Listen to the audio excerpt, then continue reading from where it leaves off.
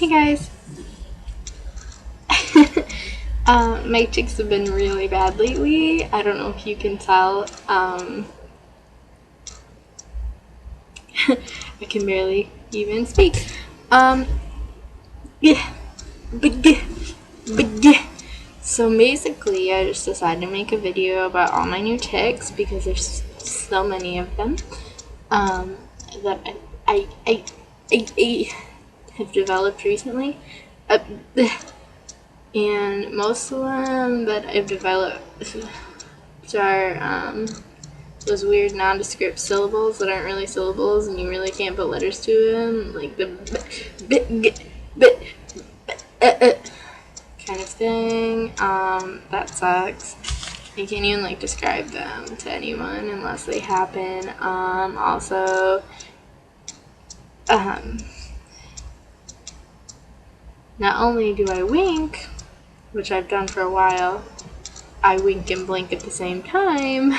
So basically it just combined through my tics, which is awesome.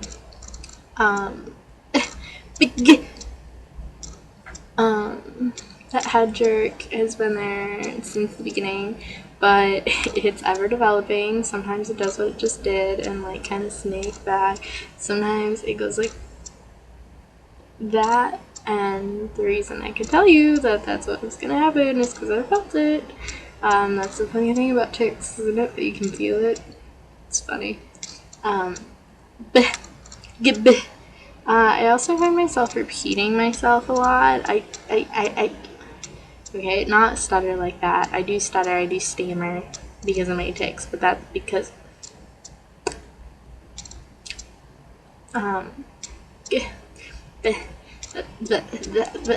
that's because I'm trying to get the words out between my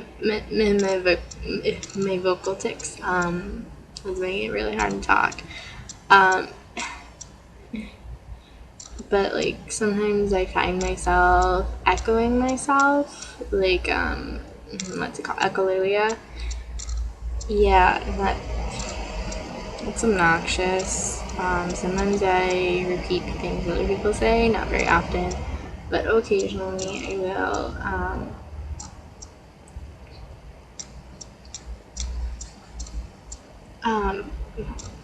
That one doesn't happen very often. That was weird.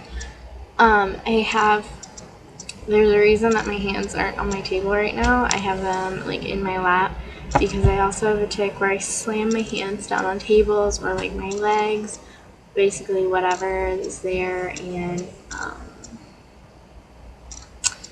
yeah, I try to redirect that one into more like a grabbing tic. So instead of slamming my hands down on the table or down on my thighs like I want to, I'll like grab the bottom of my pant leg. Right now I'm staying like with one of my legs on my chair and one of my legs on the ground, and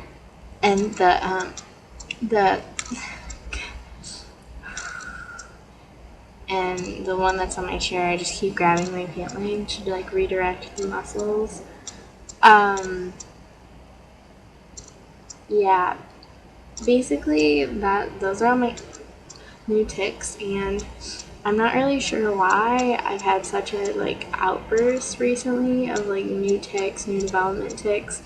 I think part of the reason is, as many of you know, because most people who watch my videos have Tourette's or know somebody with Tourette's,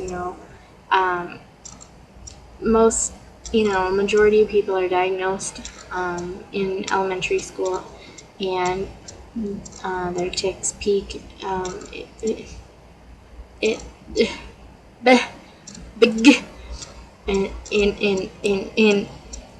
their teen years. But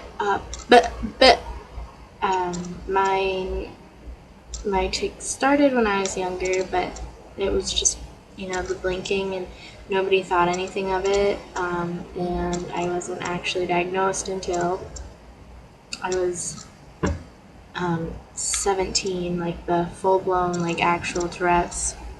I had, I guess like you could call it a mild tic disorder before, like my whole life, and then when I was 16 it turned into like Tourette's basically, or like a more chronic. I I still don't really remember when everything started, but like I wasn't actually like diagnosed until I was 17, and so I mean maybe the reason is like my peak is now, because I mean the timeline isn't the same, but like it's my last year as a teenager because I just turned 19. Happy birthday to me.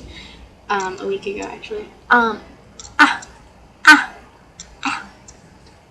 Yeah, that's one of my silly tics. And so like that's one theory. I also just changed medications, which could be another reason. I'm actually taking a medication that's supposed to help calm down my tics. I'm taking clonazepam to help me sleep too, because I had really bad bouts with insomnia, especially now that sometimes I stay up really late for school and stuff like that. So now I have clonazepam to help me sleep, and it's supposed to help suppress some of my tics, and it does sometimes, but I mean I'm making this video right now. It's 9:45 at night. This is about the time I usually take it, and I have noticed with all my medications that they start to wear off around the time that I usually take them, when they're my nighttime medications, and when they're my daytime medications it doesn't matter because I'm asleep, but they start to wear off and then I just take them again and it doesn't matter.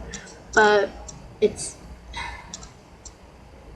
I'm also taking Effexor now instead of Paxil.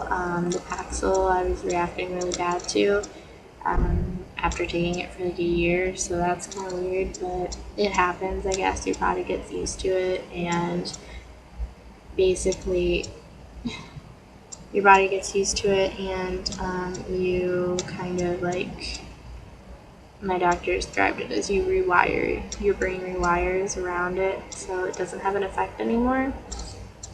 Get bit. So yeah, there's that. So I really don't know what's going on with my tics, but they're getting really annoying and they're driving me nuts, and luckily my vocal tics aren't that noticeable in class, because that's the only time that it really bugs me that I have tics. I mean, they're annoying, but in class is the only time where it's really a problem. I've had, oh, that's a new one too. The eye rolling. I've been having problems doing my homework because of it, and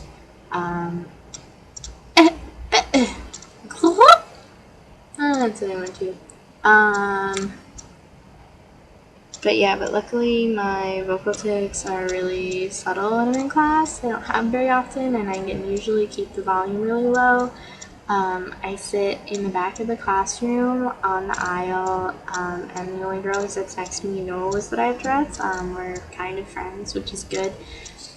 She just kind of ignores it, or, you know, kind of giggles a little bit whenever I do something funny.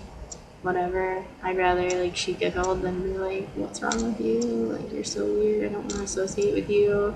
Like, I'm glad that she's my friend, even though I have Tourette's. And so, yeah. Basically, that's what's going on in my life. I realized I hadn't put a video for a while, so this is kind of a vlog. Yeah. So, getting good.